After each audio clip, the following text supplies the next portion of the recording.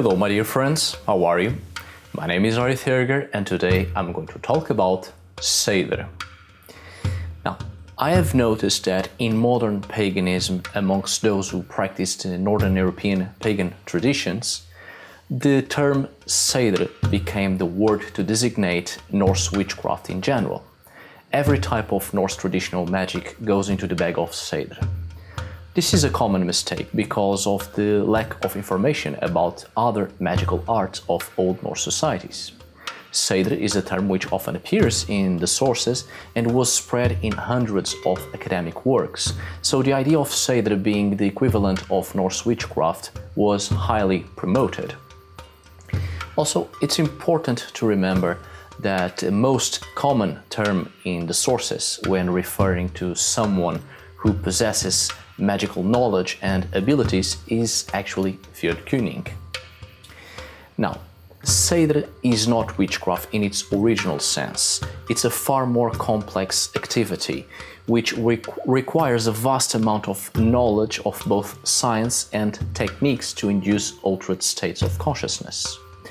Seiðr is an ancient pre-Christian Norse form of divination, magic and shamanism, and was regenerative in nature and also with a connection to the resurrection of the dead.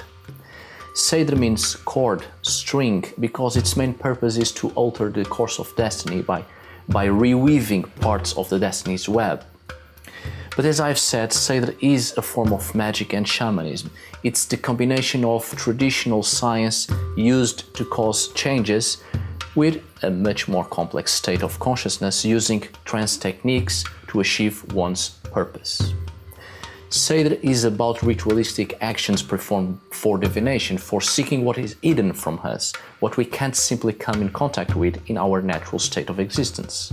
The aim is to both acquire the knowledge of the secrets of the mind and of physical locations. The hidden knowledge gained through Seiðr could be used for a variety of things, such as healing the sick, to influence good luck, to control the weather, influence animals, etc. Beneficial actions. However, it could also be used for the exact opposite, to curse, to induce illness, to injure and even kill. If you know how to create something, you can also undo it and reshape it, give it a different purpose. This is why Seiðr is associated with strings, cords, the art of spinning and weaving. Bending your will and power to weave and create something. You undo it, rework, reshape, pull and push the strings and create something completely different with other purposes. It's the art of influencing events. In other words, the performer of Seiðr sends forth its mind to influence a variety of things, according to the task the practitioner of Seiðr wants to perform. As I've said, Seiðr isn't witchcraft, and in my opinion, it can't be considered the only form of magic of the ancient Norse societies. I see that people often include within Seiðr the art of Galdr or Galdur. Of course, Galdur in later times seems to have taken some moral connotations and became a magical art more honorable to use, whilst Seiðr was considered shameful and unmanly, womanish. But aside from social differences, originally there were certain technical distinctions between these two forms of magic, which makes them two distinct magical practices and not branches of the same. We have other magical and or shamanic techniques which can be argued as being branches of the same form of magic or other distinct forms of magic other than the two main ones, Seiðr and Galdur. For instance, we have Sitja Uti, which was a type of shamanic divination. This technique was to spend the night out on crossways amidst invocations to the powers of darkness, to reveal secrets or counsel. This was a shamanic ritualistic performance which required being out there, sitting in darkness and chant invocations. This can be argued to be a completely different form of magic or a branch of Seiðr, or even a mixture of both Seiðr and Galdur techniques, but we can't put it in the same bag as Seiðr with certainty. And when I said that Galdur was considered more honorable and Seiðr was considered to be shameful and womanish, these social differences existed in Norse societies because Seiðr was a woman's trade. The sources make it clear that Seiðr was women's magic, with the exception of Odin. As I've said, Seiðr is related to spinning, much like the forces of the world are spun and therefore are connected, changing the aspects of life, so is Seiðr spun to affect a variety of realities of life. This aspect of Seiðr is reflected on a couple of deities, like the Norns, for instance, the Norse goddesses of fate, the female deities that spin the life threads of every human being, or on the figure of Frigg, who became associated with spinning and weaving because some of Freya's magical connections remained alive in the figure of Frigg. As you know, and as I've said on another video, Frigg and Freya are the same goddess, but Freya's cult diminished due to the social changes of the Viking Age and later with the introduction of Christianity. And so Freya was transformed into Frigg, who was transformed into a domestic goddess, and so certain domestic traits connected to the magic of Freya were kept in the figure of Frigg, like spinning and weaving. This spinning was associated with women's work of spinning yarn and enhancing Seiðr as a woman's trade. The sagas even explicitly say that it was shameful for men to perform Seiðr precisely because of the association with spinning and the woman's trade. But surprisingly, Odin, a male god, practiced Seiðr because Freya gave him and other gods the magic of Seiðr. But this myth may be a later attachment to the Norse myths, precisely to demonstrate that the cult of Freya progressively diminished, and it was Odin who became the most prominent deity, highly worshipped. In medieval Iceland, Odin became the equivalent of the Christian god. Odin became the All-Father, king of the gods, ruler of heavens, and so people worshipped Odin more than ever. After all, he was the equivalent of the creator. And what you have to understand is that in the beginning of medieval Iceland, paganism was still allowed, even if it was only hidden from public view. But there was this great mixture between Catholicism and Norse paganism, so people still practiced a lot of the old traditional magical practices. But since most deities were put aside to easily implement Catholicism, those who still practiced the old ways needed a deity to call upon to help in magical practices. That was Odin, the god who somewhat survived, but with a lot of Christian influences, and so Odin became associated with Seiðr precisely because there was no other god anymore. The cults of Freya had been outlawed, and any practice related to the goddess was punished. For instance, night riding, a form of shape-shifting associated with the cult of Freya, performed by women. Any magical activity performed by women was seen as negative magic and was associated with witches or troll eggs. And just like many female magical practices, night riding was a banned magic and punished if found guilty of its use. So no more goddesses associated with magic, only gods, only male figures, because male figures were the ones who prevailed in a society culturally and religiously shaped by Christianity. This is one of the reasons why Galdur and Seiðr were socially distinct, because the practice of Galdur wasn't associated with women's magic. Therefore, it was more honorable to practice even within a Catholic society, and Seiðr was shameful because it was associated with women. But well, some men also practiced Seiðr, but needed a patron male god so it wouldn't feel so shameful and to avoid being ostracized by the society. So both Freya and Odin were seen as the divine models of Seiðr practitioners among their respective genders. Seiðr was a highly gendered activity during the Viking Age and onwards, so the creation of the myth of Freya giving Odin the magical art of Seiðr was of the utmost importance. Now both genders could practice without being so shameful for man.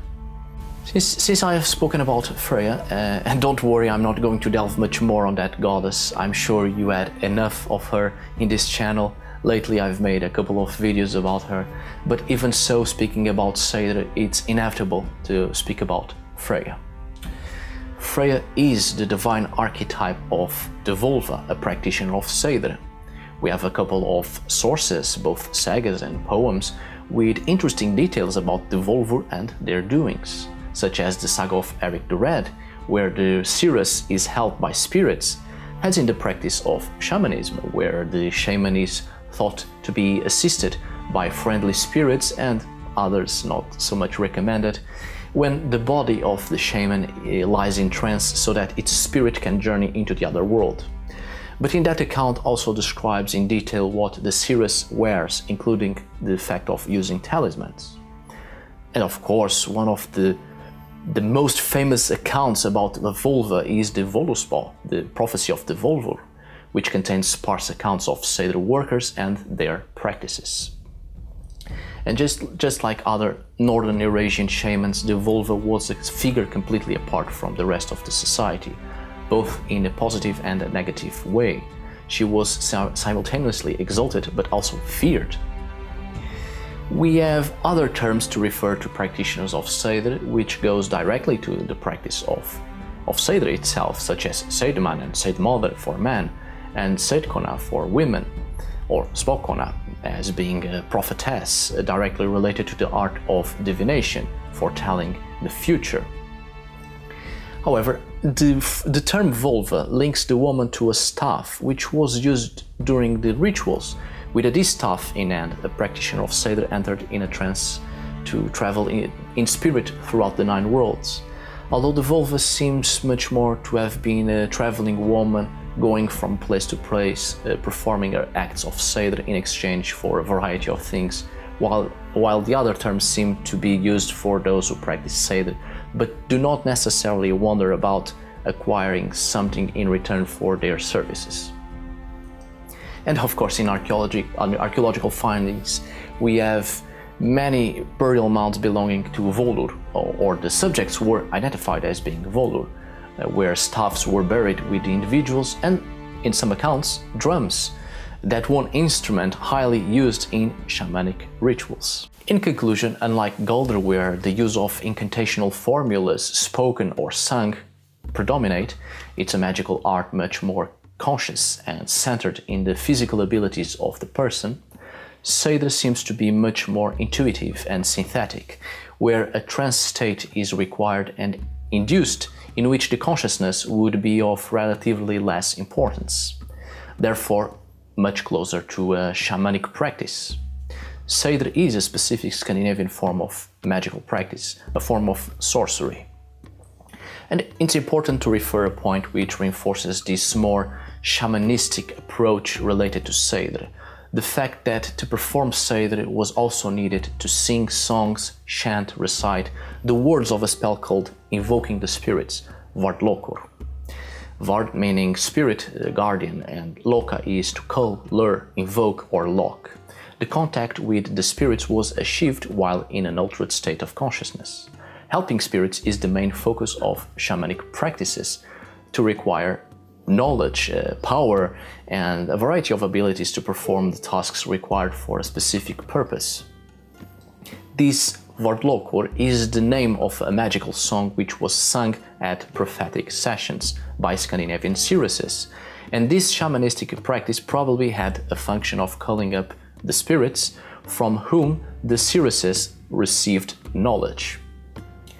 But other accounts call this type of song Sedleti, which is magic tune. So maybe Sedleti is the name given to these songs used in Seidr, and Vallokur is the name of the one specific song used to call a specific spirit.